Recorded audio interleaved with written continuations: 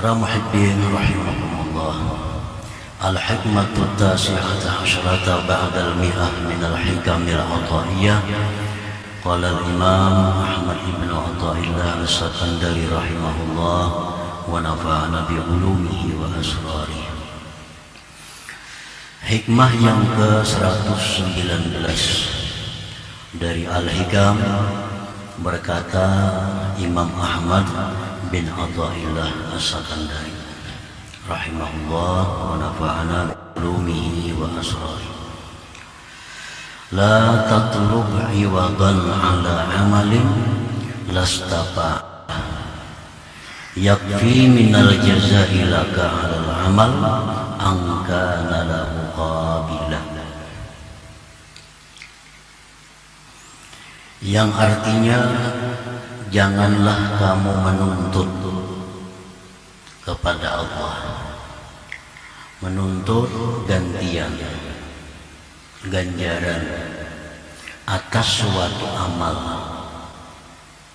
yang mana engkau tidak memperbuat akan amal itu. Cukup dari balasan bagi engkau atas amal itu bahwa adalah Allah menerima amal tersebut. Nah, itulah terjemahnya hikmah yang ke-119 ini. Maksudnya adalah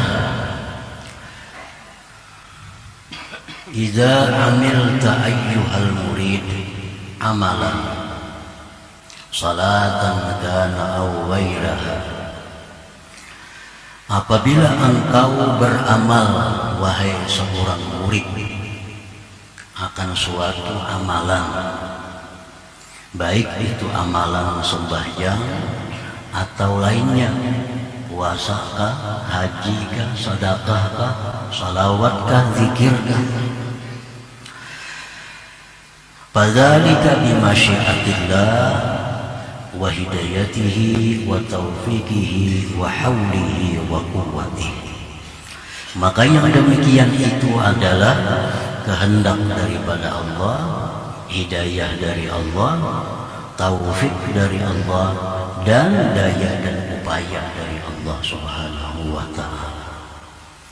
Jadi apabila kita sembahyang, nah kita sembahyang itu dikehendaki oleh Allah, diberi hidayah oleh Allah, diberi taufik oleh Allah, dengan kekuatan dan daya upaya Allah, lalu kita bisa sembahyang, lalu bisa kita puasa, lalu kita bisa berjihad dan lain-lain. Qala Allah Ta'ala, firman Allah Ta'ala, wa ma tasha'un illa ayyasha Allah Rabbul Alamin.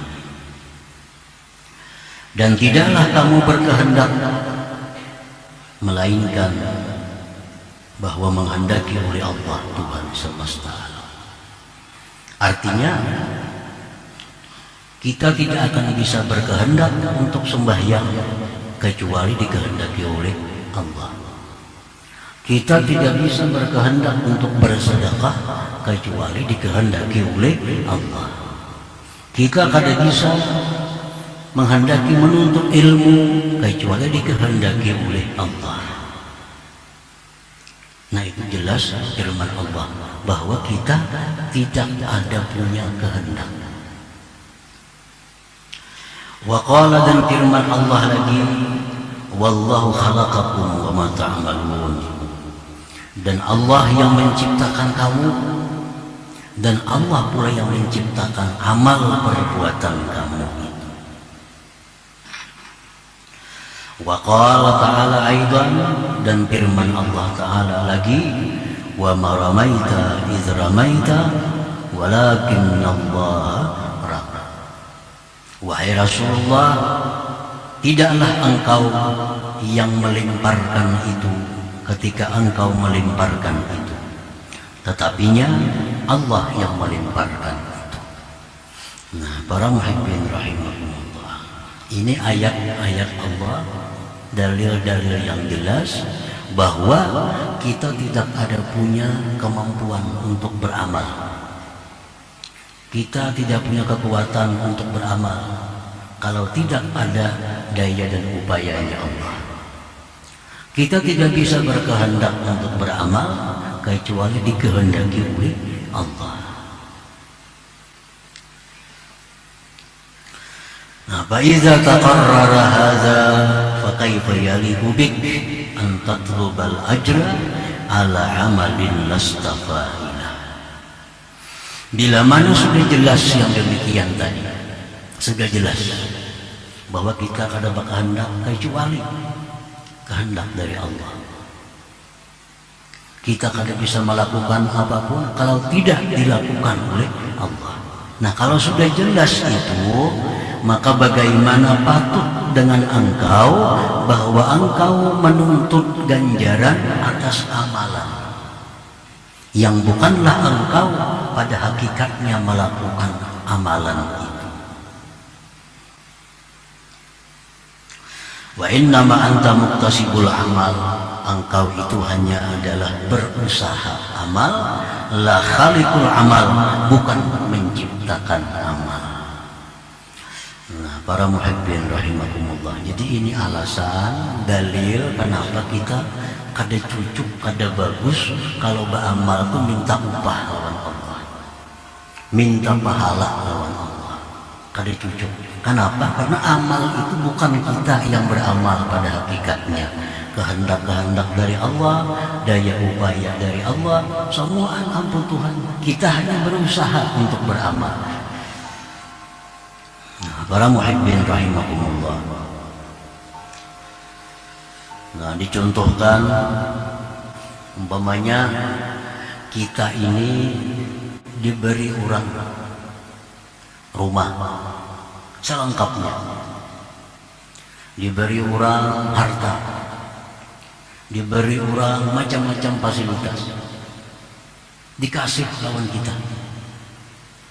Lalu orang itu menyuruh kita, menjadi orang itu tukarakan bang aku ini, kita tukarakan. Apakah patut kita minta upah kepada orang itu? Sedangkan dia sudah memberi rumah lawan kita, sudah memberikan harta macam-macam lawan kita, memberikan fasilitas yang banyak lawan kita. Sekali sidin menyuruh kalau minta upah pulang lawan sidin. Nah, patut kada itu? Ini satu contoh mendekatkan paham kita kepada yang dimaksud itu.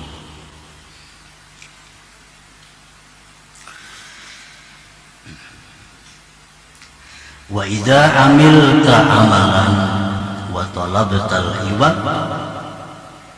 fa anta jahilun billah, jahilun bimasyiatillah wa taufiqihi wa hidayatihi wa haulihi wa quwwatihi. Dan apabila engkau beramal satu amalan lalu minta gantian kepada Allah, minta ganjaran kepada Allah, ya Allah berilah sembahyangku ini pahala, ya Allah berilah sembahyangku ini surga sebagai gantiannya. Maka engkau itu jahil dengan Allah, jahil dengan Allah, jahil dengan kehendak Allah, jahil dengan taufik dan hidayah serta daya upaya dari Allah. Berarti kita ini kada tahu pada bahwa Allah yang menggerakkan hati kita untuk beramal. Kita kada tahu bahwa Allah itulah yang memberikan daya upaya kepada kita sehingga bisa beramal. Kita kada tahu bahwa kita beramal itu dengan taufik dan hidayah dari Allah. Nah, kada tahu.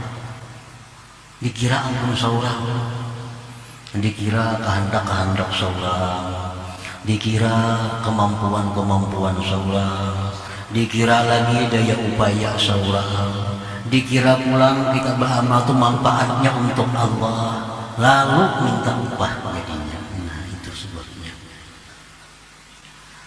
Itu sebabnya kita minta upah itu, karena kita merasa awak-awak kita, tubuh-tubuh kita, gerak-gerak kita, kekuatan-kekuatan kita dan amal kita ini manfaatnya kepada Allah, lalu kita minta upah. Lalu kita minta upah kepada Allah Subhanahu wa Ta'ala.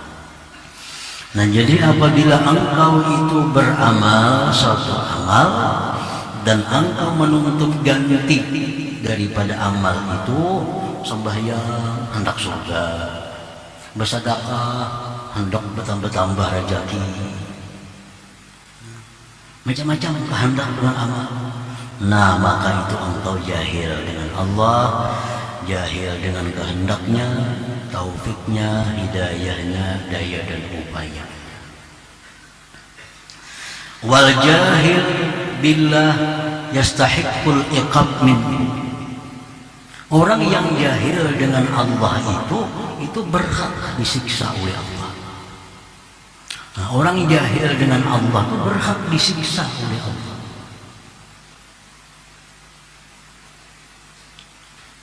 Wa idza lam yu'aqibka bal yaqbalu 'amalak ma'a jahlika bih fa huwa fadlun wa ihsanun 'azimun minhu ilaik.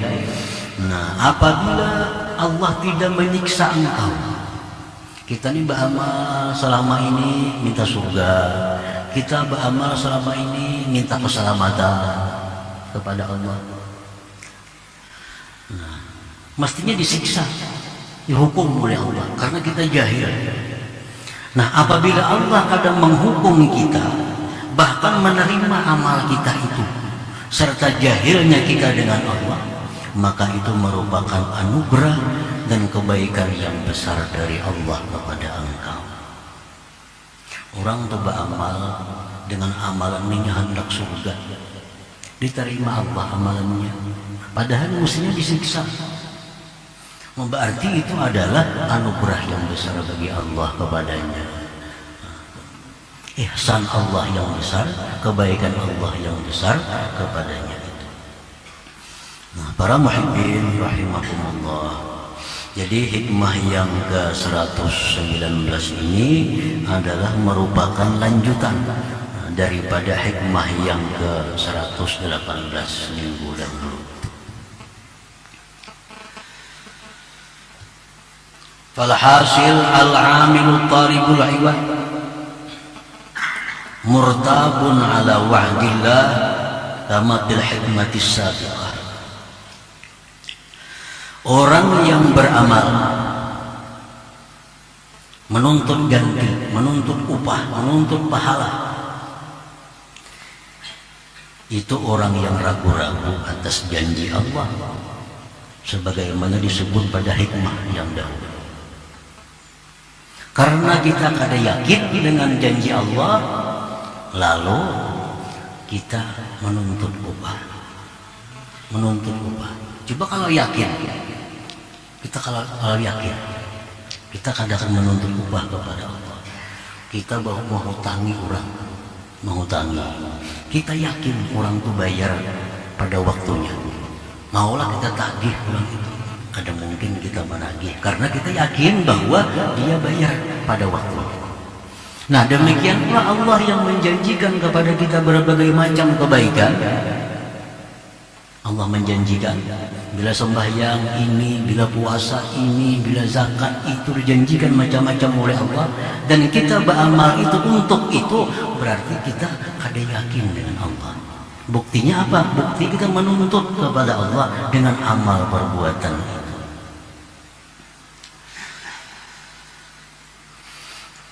Wajahilun billahi ta'ala, dan orang yang beramal menuntut gantian tadi jahil dengan Allah Ta'ala tadi, jahil dengan Allah, jahil dengan dirinya sendiri. Wa ghairu mustahin minallahi ta'ala, dan orang yang menuntut balasan dengan amal itu kepada Allah, itu orang yang tidak malu daripada Allah. Itu kada sopan lawan Allah. Lianna faidatul amal ta'udu ila nafsil amil, karena faidah beramal itu kembali kepada diri orang yang beramal. Nah, para muhibbin rahimakumullah, faidah amalan yang kita perbuat, sembahyang, Nah, sembahyang yang kita lakukan ini ada faidah-faidah yang kembalinya kepada kita, manfaatnya kepada kita, bukan kepada Allah. Andai kata seluruh alam semesta ini tidak ada orang yang sujud kepada Allah, sedikit pun tidak akan mengurangi kebesaran dan keagungan Allah. Nah, seluruh alam ini, seorang pun tidak ada yang sujud kepada Allah. Seluruhnya seperti Abu Jahal, sedikit pun tidak akan mengurangi keagungan, kebesaran, kesempurnaan Allah Subhanahu wa Ta'ala. Ini menunjukkan bahwa Allah tidak perlu kepada amal kita. Andai kata seluruh alam semesta ini orang seperti Nabi Muhammad sallallahu alaihi wasallam, seluruh manusia dari Adam sampai hari kiamat semuanya seperti Rasulullah, seluruhnya taat patuh kepada Allah, sedikit pun tidak akan menambah kebesaran Allah, tidak akan menambah keagungan Allah, tidak akan menambah kesempurnaan Allah. Jadi jelas bahwa kita beramal itu bukan untuk Allah, tapi untuk diri kita. Nah, kalau kita beramal faedahnya untuk diri kita, apakah tidak malu kalau kita minta balas kepada Allah Subhanahu wa Ta'ala? Dalam hadis Rasulullah bersabda, "Sumu tasihu," puasalah kamu, niscaya kamu sehat. Nah, faedah puasa itu kembali kepada yang puasa. Bersedekahlah agar kamu terpelihara dari bala dan bencana. Nah, kemana kembalinya faedah sedekah? Kepada kita. Salatlah kamu agar terhapus dosa-dosa kalian, kembali kepada kita. Jadi kalau kembali kepada kita, kenapa kita mesti minta balas kepada Allah atas amalan-amalan itu? Nah, para muhibbin rahimakumullah, jadi kalau kita minta balas kepada Allah, kita orang yang tidak punya malu kepada Allah Subhanahu wa Ta'ala. Nah, dicontohkan. Nah, contohnya ujar seorang dokter, pasien, kamu harus olahraga setiap hari. Olahraga dari jam 6 sampai jam 7 tiap hari. Nah, ini dokternya menyuruh pasien ini olahraga. Kenapa? Karena olahraga itu dianggap dokter ini perlu bagi si pasien ini agar dia sehat. Nah, olahraga si pasien ini tiap hari. Patutlah pasien ini minta upah lawan dokter. Aku sudah berolahraga, bayarnya dokter aku, nah apa gantiannya? Nah, maulah kayak itu. Nah, kan ini orang yang jahil. Orang yang jahil. Faedah olahraga itu kemana kembalinya? Ke dokter apa ke kita? Nah, kalau kita olahraga melaksanakan perintah-perintah dokter, kita laksanakan perintah, lalu kita minta upah lawan dokter, itu luput. Jadi orang ini jahil billah, jahil binafsi, lawan Allah jahil, lawan dirinya jahil. Semua perintah Allah pasti membawa kebaikan kepada kita, baik segera, baik zahir atau batin atau akan datang. Pokoknya setiap kebaikan yang Allah perintah pasti manfaat kepada kita. Setiap kejahatan yang dilarang oleh Allah Subhanahu wa Ta'ala, apapun bentuk kejahatan dilarang oleh Allah, pasti mudaratnya kepada diri kita, baik langsung atau kemudian baik zahir atau batin. Nah, para muhibbin rahimakumullah, jadi dengan hikmah yang ke-118, hikmah yang ke-119 ini jelas bahwa kalau selama ini kita beramal mengharap sesuatu kepada Allah dengan amal itu, bahwa itu adalah suatu kesalahan yang mesti dirubah, mesti dirubah. Jangan sampai kita tergolong orang jahil, orang yang tidak pemalu kepada Allah, orang yang ragu-ragu dengan janji Allah. Nah, jadi kita mulai sekarang ini kita sembahyang semata-mata melaksanakan perintah Allah. Kita puasa semata-mata melaksanakan perintah. Kita bersedekah semata-mata melaksanakan perintah Allah. Tidak ada harapan-harapan lain dengan sembahyang itu selain keridhaan Allah Subhanahu wa ta'ala.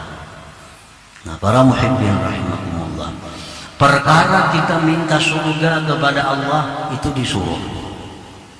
Perkara kita berlindung dari api neraka itu disuruh. Tetapi kita minta kepada Allah surga itu, kita berlindung kepada Allah daripada neraka itu mesti diakhiri dengan birahmatika ya arhamar rahimin, dengan rahmat Engkau ya arham, bukan dengan amal kita. Minta surga kepada Allah, Firdaus, surga yang paling top itu Firdaus. Nah, Rasulullah menyuruh kita mintalah surga Firdaus. Tapi kita minta jangan sekali-kali karena kita melihat kita ini ahli sembahyang, kita melihat ahli puasa, jangan memandang itu kita minta, berarti kita minta ganti. Nah, mintalah surga, mintalah keselamatan neraka semata-mata dengan rahmat Allah Subhanahu wa ta'ala. Tidak ada larangan untuk minta apapun kepada Allah, surga, minta bidadari, minta gedung, minta mahligai apapun tidak dilarang oleh Allah Subhanahu wa ta'ala. Tapi jangan sekali-kali minta itu diakibatkan karena sembahyang, disebabkan karena sembahyang, karena puasa, jangan. Mintalah kepada Allah dengan rahmat Allah Subhanahu wa ta'ala. Nah, perkara kita sembahyang, perkara kita beribadah itu karena menjunjung perintah Allah dan mencari keridhaan Allah, titik di situ. Titik. Kalaupun ada janji-janji ini, sembahyang ini dapat ini, kita yakin tidak perlu minta lagi. Nah, jadi sembahyang beribadah karena Allah, mengharapkan keridhaan Allah. Kalau demikian kita beramal, maka amal kita sudah tergolong ikhlas. Ikhlas karena Allah Subhanahu wa ta'ala. Bukan lagi beribadah karena takut neraka, bukan lagi beribadah mengharap surga. Nah, itu adalah sudah kita tinggalkan di masa-masa yang lampau cara-cara yang demikian. Dan kita bersyukur kepada Allah, Allah tidak menyiksa kita dengan demikian yang dahulu itu. Itu rahmat Allah kepada kita, anugerah kepada kita. Kita masih diberi Allah kesempatan untuk memperbaiki amal kita yang dari dulunya karena surga, yang dari dulunya karena takut neraka. Sekarang kita beramal karena Allah dan mengharapkan ridha Allah Subhanahu wa ta'ala. Nah, para muhibbin rahimakumullah, kalau kita beramal dengan cara demikian, sedikit pun tidak akan mengurangi janji Allah kepada kita. Bersedekah, sedekah itu menjaga diri daripada bala. Ini janji, sudah janji Allah lewat Rasulullah disampaikan. Sedekah itu menjaga mati jahat. Sedekah itu menambah harta. Macam-macam sedekah ini. Nah, kalau kita beramal karena Allah, mengharapkan bersedekah itu ridha Allah, maka janji-janji itu bahkan lebih sempurna diberikan kepada kita, lebih sempurna daripada kita bersedekah karena mengharapkan yang demikian tadi. Nah, jadi biasakanlah bersedekah itu karena Allah, mengharapkan ridha Allah, pasti akan dapat faidah-faidah sedekah itu pasti kembali kepada kita, karena itu janji Allah dan Rasulnya sallallahu alaihi wasallam. إلى حضرة النبي صلى الله عليه وسلم. الفاتحة.